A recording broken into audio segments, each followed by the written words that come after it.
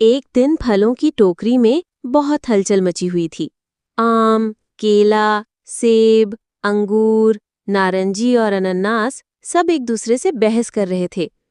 आम ने फक्र से कहा, मैं सबसे मीठा और पसंदीदा फल हूँ। बच्चे मुझे देखकर खुश हो जाते हैं। केला बोला, लेकिन मुझे खाना आसान है, मैं सबसे पहले चुना जाता हूँ। सेब ने मुस्कुराकर कहा, मैं सेहत के लिए सबसे बेहतर हूँ। डॉक्टर भी मुझे रोज खाने का मशवरा देते हैं। अंगूर ने खुश होकर कहा, मैं छोटा हूँ लेकिन सबको अच्छा लगता हूँ। बच्चे बड़े सब मुझे शौक से खाते हैं। अनानास और नारंगी भी पीछे न रहे।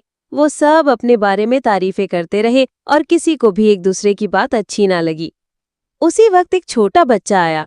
उसने अपनी मामा से कहा, अम्मी मुझे मिक्स फ्रूट बनाए, सब फल मिलाकर। ये सुनकर सब फल चौंक गए। मामा ने चाकू से सब फल काटकर एक प्याले में डाले और थोड़ा शहद भी शामिल किया। बच्चा बड़े मजे से खाने लगा। आम हैरान होकर बोला, ओह, जब हम सब एक हो जाते हैं तो कितने मजेदार लगते हैं।